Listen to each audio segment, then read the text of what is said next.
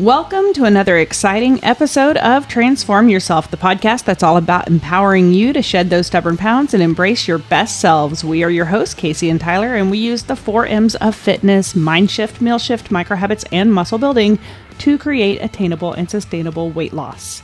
We have lost a collective 130 pounds. We've kept it off for 2 years, and today we are breaking down the most common weight loss barriers that I hear from clients, whether they're one-on-one clients or group clients, and how to overcome them.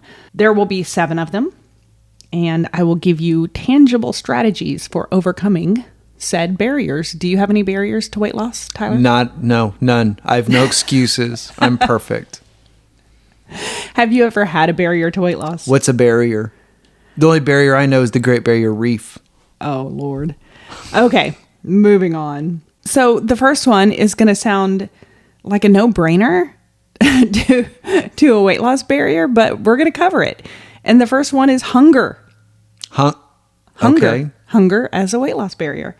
Because if you're constantly hungry, of course you're going to have a hard time losing weight. Makes sense. Right. So I don't want my clients to be in a constant state of thinking about their next meal and when is it going to, I don't want there to be any kind of scarcity around food or the idea that they're feeling deprived, or because the minute we start feeling deprived or restricted from food or extremely hungry or really hungry, I mean, there might be a little bit of hunger when you're in a deficit, of course. Especially as you're adjusting. Right. The minute you start feeling deprived, it's never going to work long term. We want weight loss to be long term.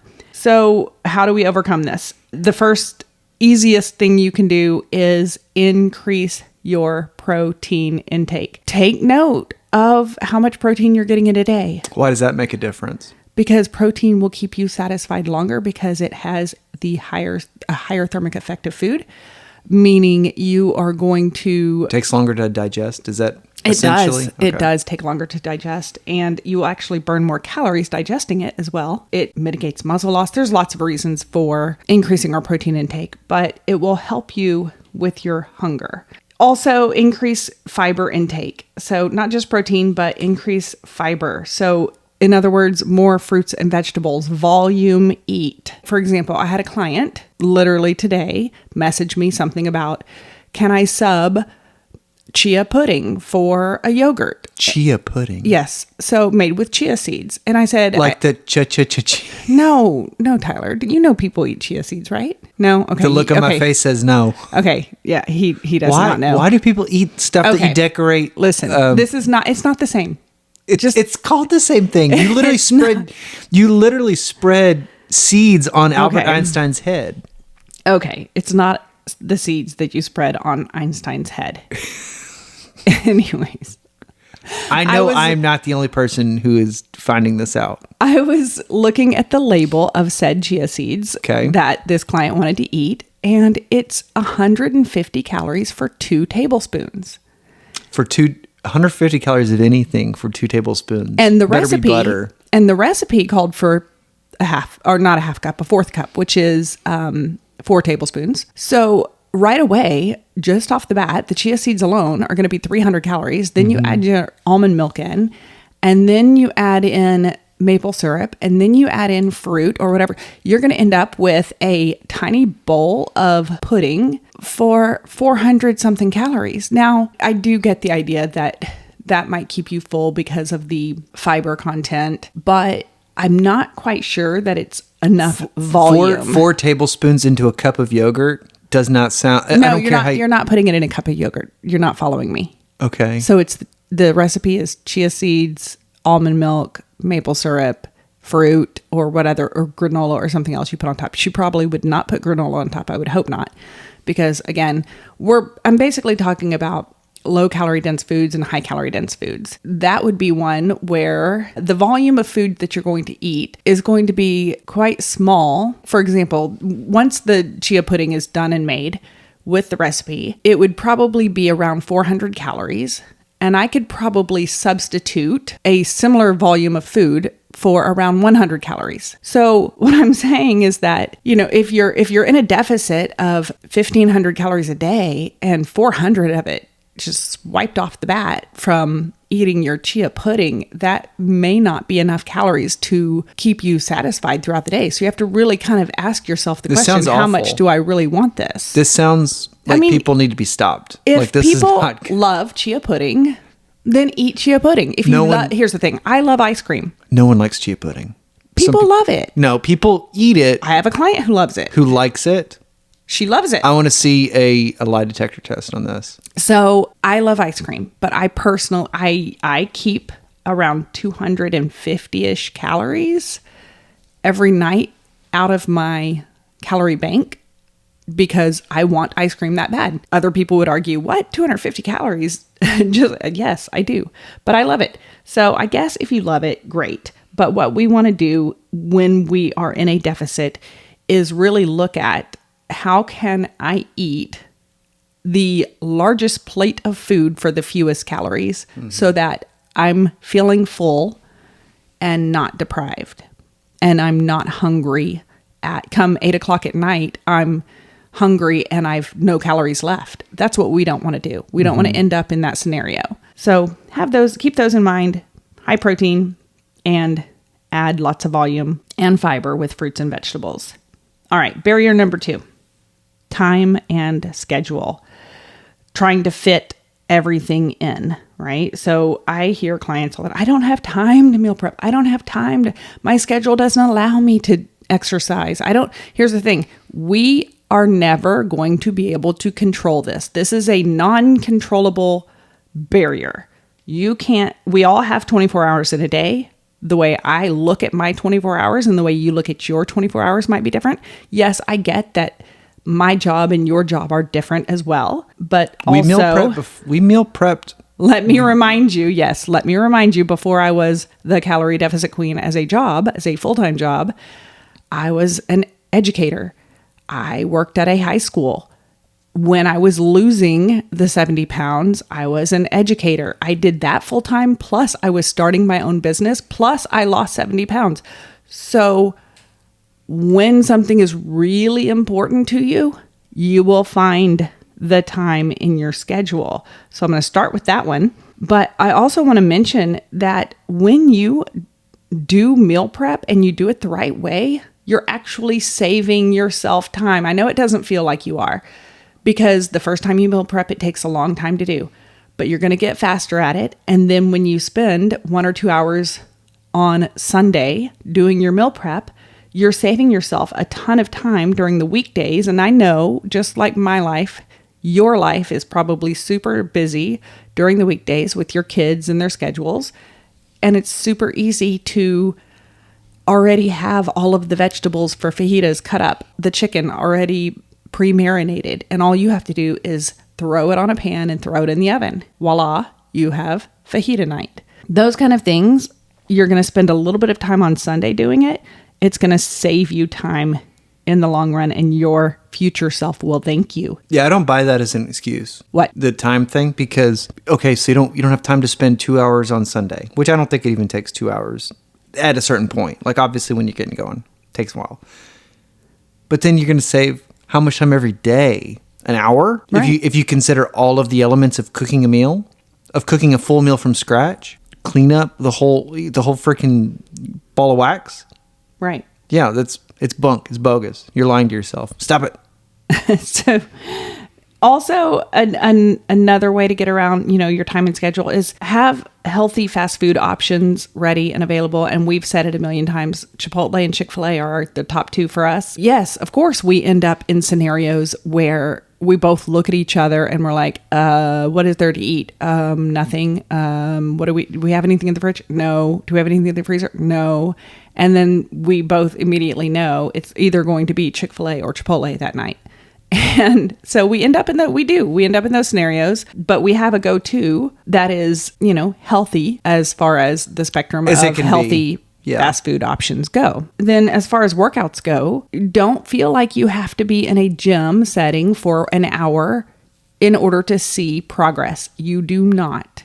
You can literally use dumbbells and mat and do a 20-minute EMOM workout, and you can still see progress just with 20 minutes a day, 3 times a week. And if you're not even feeling that, like if you're not feeling great, just go for a walk. That is true. Go for a 30-minute walk and just try to have a little bit of a brisk pace.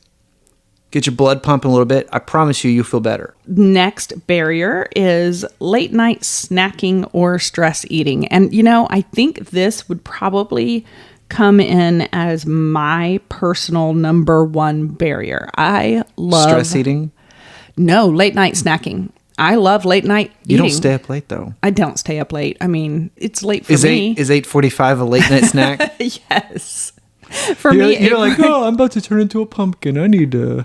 I mean, I go to bed at like 9, but I love sleep a lot. So yes, late night snacking. I am a fan of having a dessert after dinner. I have always been a fan of having dessert after dinner. It probably comes from my childhood and doing that then. But I plan to have a dessert after dinner, because if that's something that I had a hard time getting over, why try to eliminate dessert after dinner if it's something I want? So I didn't eliminate it.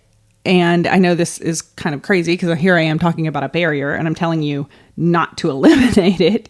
What I'm telling you to do is to plan for it. If you tend to want dessert or snack after dinner, great. Okay, let's plan for it. What I want you to do is in the morning, in your food tracker, whether it's Lose It or MyFitnessPal, Chronometer, whatever you're using, I want you to decide what your late night snack is going to be, and I want you to put it in your app immediately in the morning. Mm-hmm. I immediately take out anywhere between 150 calories to 250 calories for my late night ice cream that I've been having lately. I know that's already subtracted from my daily calories. And then when I'm looking later at, okay, well, here I have this much for lunch, this much for dinner, it's already taken into consideration that I get to have ice cream and I don't feel deprived by that. Another way to help yourself with that is focusing on a bigger meal at dinner. If you're having only 300 calories at dinner with not a lot of protein, maybe you should increase your protein intake or increase your calorie count for your dinner. I do notice when I have a larger dinner, I'm less likely to want to have late night snacking, or sometimes I don't even want my ice cream, which is a very odd thing for me.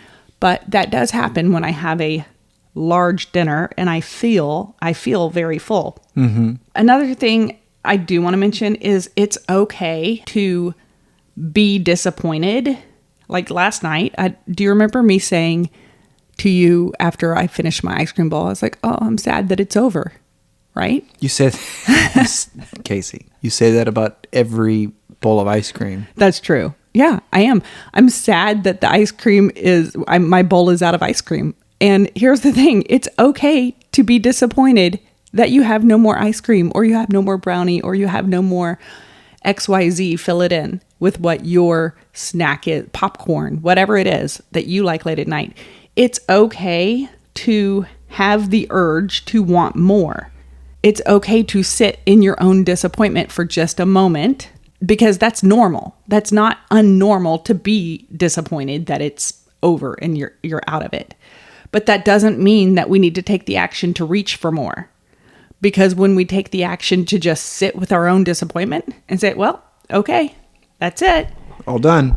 It's okay to realize, because there is no scarcity of ice cream. There's going to be more ice cream tomorrow. There's going to be more popcorn tomorrow.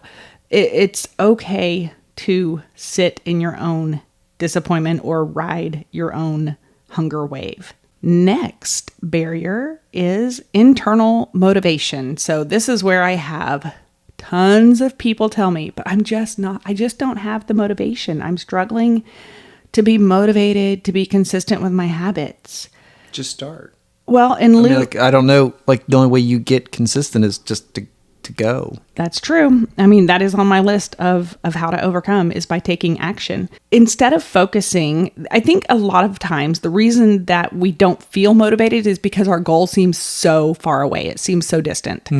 Your goal of a 50-pound weight loss or even a 30-pound weight loss might seem so far away to you that it's hard to feel or see yourself getting there. Instead of having a 30-pound weight loss goal, let's set a 5-pound weight loss goal. And that's it, 5 pounds. Let's start there. Make actionable items on how to get to that 5-pound weight loss. And then when we get there, we can move the target.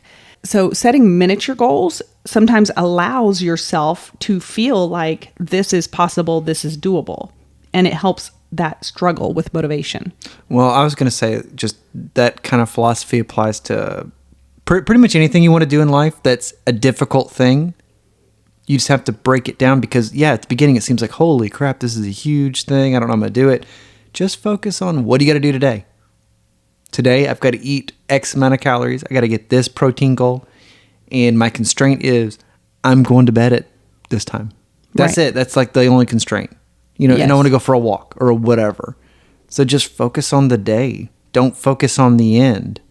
And that reminds me that in Dan Sullivan's book, The Gap and the Gain, he talks about having 3 wins. So the night before, so on a Monday night, you might, in a journal, write down what 3 things you're going to win at tomorrow on Tuesday. And so you might write down, I'm going to win at tracking all of my food. I'm going to win at going on a 1.5 mile walk. I'm going to win at drinking 80 ounces of water. And so you write those 3 things down on Monday night, you're more likely to win at those 3 things. And you have exactly that. You have a focus goal for just that very next day. Again, you're not trying to look at your target way off in the distance of 30-pound weight loss. All you're looking at is, am I going to hit these 3 targets? Am I going to go on this walk? Am I going to drink my water? Am I going to track my food? And then when you do that on Tuesday, you feel like, wow, I'm winning at this. I can do this. And that is going to motivate you to continue. And all you really did was you wrote down the actions you were going to take. And then you took the action. And when we write it down, we're more likely to do it. When we take the action, we're voting for the person we want to become. And then when we do that, we are more likely to continue and be consistent with our actions, which will build motivation over time. There's my strategy for building your own motivation. Next barrier is lack of sleep. So this is another one I think that is... That's a barrier? Yeah. Lack of sleep is a barrier for weight loss? Absolutely a barrier for weight loss. 100%. Yes. Because when you have lack of sleep, whether it's quantity of sleep or quality of sleep, you hormonally are not set up for success. Your hormones are literally going to work against you that next day when you have lack of sleep. Your leptin levels... and your leptin levels are down, your ghrelin levels are up, meaning your leptin is the hormone that signals to your brain that you are full. So if you have lower levels of leptin, you're not going to feel as full or satisfied every time you eat a meal. Your ghrelin levels are up. That is your hormone that signals hunger. So you are actually going to be hungrier the next day if you have lack of sleep. Your cortisol levels are up, which is going to work against you in fat storage. It's kind of a little storm of hormonal imbalance to not allow your body to work towards your weight loss goal. So we need to focus on, I have my clients track sleep. If they're not getting quality and quantity sleep, we work on getting quantity and quality sleep. I would like to invest in some blackout curtains for our own bedroom because you've been saying that for a long time and I don't see any blackout curtains. I know. I need to just do it and buy some. This is not my battle. I don't struggle with that. He does not struggle with sleep. He is sound asleep the minute his head hits a pillow, and then he doesn't wake up at all throughout the night. Me, like a lot of women, it takes me a while to fall asleep. I wake up throughout the night. It also might be some of my menopause happening, but that's okay. I can't really use that as an excuse. So, because that's going to happen regardless. But what I can do is I can get some blackout curtains. So yes, we should do that. You can put your cell phone away an hour before bed. You can do some brain dump journaling. That is super helpful. So if you're the type of lady who, when you go to bed, you immediately start reeling in your brain of the giant to-do list that you have the next day, and you have anxiety over your never-ending to-do list, a wonderful, wonderful strategy is to have a 5-minute brain dump in a journal and remove all of those things from your brain onto paper. In other words, if you're thinking of all the items that you need to remember to get done tomorrow, write them all down. Now let them live. Let those items live inside your journal instead of living in your brain. And when you do that, you then, it almost kind of calms your anxiety so that you can Gets sleep. the crazy out. So that you can sleep. What? It's basically calming your anxiety so that you can sleep knowing that the next day you can open up that journal and have your list right there of all the things you need to do and not worry about having to remember all of those things because you just wrote them down. So if you identify with that, then do your 5-minute brain dump. I'm telling you, it does help get better quality sleep. Next barrier. Weekends. This is a huge barrier. This is probably going to be the biggest one for most people. I don't know. I think this is your biggest barrier. What are you trying to say? I'm trying to say that you are you're more regimented during the weekdays than you are the weekends. You seem to go a little, I feel like you still have that mentality that sometimes like, ooh, let's go out to eat. It's the weekend. Let's go to the burger joint. Let's have pizza. I wish no one will go with me. No one.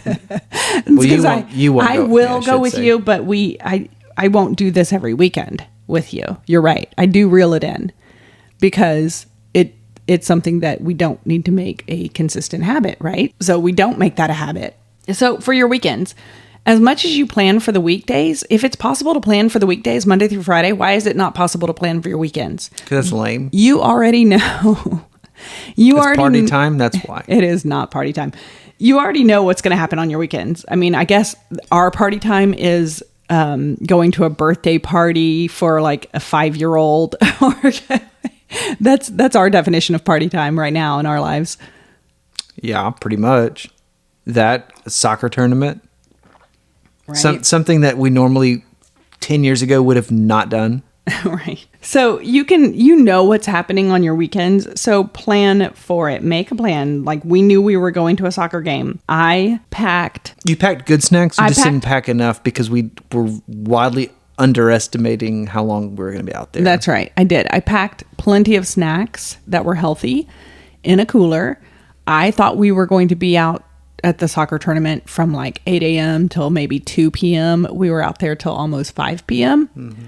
And yes, I did get hungry towards the end, but I was not going to submit to the concession stand where it was not so healthy options. So, I had just enough food to keep me from being hangry. I would maybe dispute that. I might have been hangry on the way home. I think everyone was kind of hangry on the way home. I was more tired than anything. Everyone was hangry. Everyone was tired. And that was one of the nights where you're like, go to Chipotle. Yeah, that's right. We did have Chipotle for dinner. And it was very welcome that night. I did not want to come home and cook after being at a soccer tournament all day. I could have pre-planned, though, a dinner, but I did not. Well, we didn't expect to be out there for 14 hours. Yeah. Note to self. For next time. Now I know. You can also save calories for the weekend. So your weekly average should be your calorie deficit. It's not just a weekday average, it's a weekly average. So if you have an event coming up, maybe you have a wedding to go to and you really want a piece of the wedding cake, or you are going to a dinner with friends or whatever the event is that you're going to. If you want to save some calories, you want to save 100 calories on Wednesday, 100 calories on Thursday, 100 calories on Friday, and then add those extra 300 calories to your Saturday event, go for it. Do it. It's totally okay. And weekly, your average will still average out that you were in a calorie deficit. So do you think people should do that? Do you think people should bank? I would just worry that people would be, and I think it's okay sometimes. I just would think that you're getting into like a weird territory where you're robbing Peter to pay Paul, and it might get complicated. You're like a person who has like a bunch of loans out, and you're trying to like pay the loan with this other loan, like, oh, well, I took 300 calories from this day, so I'm going to go ahead and think about like, okay, well, next Wednesday I'm going to take out 125 and then this for the, like, so you see what I'm saying? Like, right. I use this strategy specifically when my clients have events that are coming up, right? I wouldn't use this strategy for every weekend. I wouldn't use it for a regular weekend. Like I wouldn't consider the soccer game we went to an event by any means. I would consider it special occasion events, is what I'm talking about. So yeah, I guess it's good that I should clarify that. But typical weekend events, I would not use that strategy. I would just eat normally within your normal deficit range. And then also on the weekends, plan for more movement to happen. If there's a opportunity for you to get in more movement because you might have a little more time to do so, well, then plan for that extra movement, because the extra movement is going to just help you in the long run with your goals. Take your kids, take your spouse, take your dog. Yeah. Why not? Make it a family event. We do that. We go on walks. We go to the dog park. We've done that. Yeah. And the last barrier is alcohol. I'm going to let you take this one. Okay. I have very strong feelings about this, and I'll say it very, very directly. If you are serious about losing weight, there is no place in your diet for alcohol. Like, I don't have a moral obligation to it. I don't have a whatever obligation because of my past. That's me. It's whatever. But if you're trying to lose weight, there is nothing redeeming about a glass of wine or whiskey or beer. There's nothing, because it's empty calories. And it's just going to lead to eating bad sleep. I'm not breaking new ground here. People know what the negative side effects of alcohol, of any amount, are. And there's nothing redeemable. So if you're going to go on 6 weeks trying to lose some weight, then abstain for 6 weeks. You actually... Like, it's not like, I don't understand like why people are like, oh, but I like my wine. Like, I don't, your waistline doesn't. Like, all you're doing is making your progress slower, or you might be undoing all your progress. In fact, I think for years and years and years and years, I undid all the progress Monday through Friday with Saturday and Sunday beers. Absolutely. Yeah. I mean, I remember distinctly. Me too.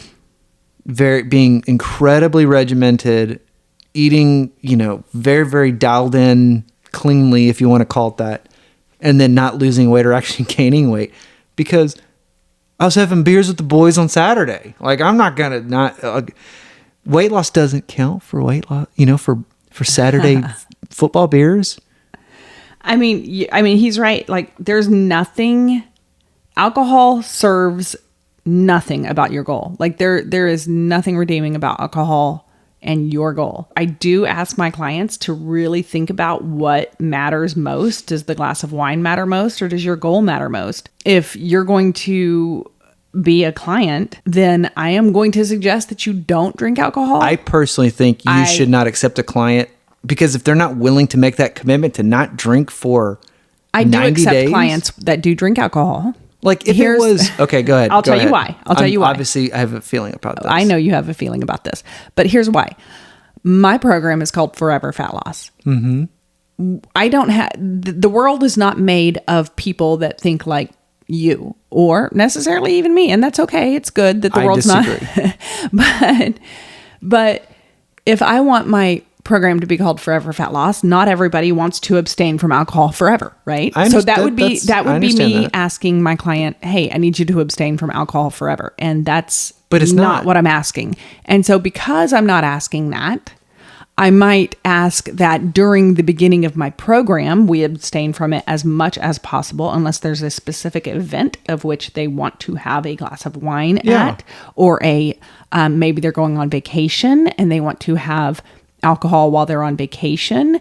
So we have to plan for it and use strategies to allow for it, because for the rest of their lives, if the plan is not to abstain from alcohol for the rest of their lives, and that's okay because that's their choice, then they have to learn how to navigate the rest of their life with alcohol as a part of their life. And that is why I take clients that drink alcohol. I get because that. it is something here. I drink alcohol. I don't do it very often. I do it way less than I used to. But I now know how to navigate life with an occasional, meaning like 4 or 5 glasses of wine per year, glass of wine. And for the people who listen to that go thinking that you're full of it, that is an actual, I would say that is a very accurate account for how much alcohol you probably consume in a year now. Right. I think between 5 and, it's definitely less than 10. Definitely For less sure. than 10. For sure. Because like on a week of vacation, you might have 1 or 2 glasses of wine. 2 would for an be, entire week of vacation. Yeah. Yeah. That would be absolutely it. But that's okay. But we're kind of going on tangent with alcohol. Well, and I understand your point of view is that people have to learn to live with it. Right. I get that. That makes sense to me. But come on, guys, for 90 days, for 90 days, or for however long people want to be in the program. Right. Right. That would just like if I had a client and they said, okay, I'm cool with that, but there is a thing on XYZ date, 70 days in, okay, go for it. That's fine. But it's the Saturday beers. That's where the real sin lives. That's where you're gonna gain weight, is the routine stuff where you're sitting on the couch watching Netflix. That's where it's gonna happen. It's not gonna happen at the party. So know that if you have a barrier to weight loss, whether it's hunger or late night snacking, your lack of sleep, the weekends, alcohol, whatever it is, know that you're not alone. Know that everybody has barriers to weight loss, because if we didn't, weight loss would be a lot easier, right? And then nobody would need me. We wouldn't have this. Right? I wouldn't have a job. And so know that you're not alone in that, and know that there are strategies for overcoming those. Feel free to message me or email me at from my website at thecaloriedeficitqueen.com if you're looking for coaching. And thank you for joining us on today's episode of Transform Yourself. If you found the discussion valuable, share it with somebody who might benefit. And remember that you are capable of incredible change. Until next time, stay committed to your journey, continue loving yourself, and keep transforming yourself. Adios.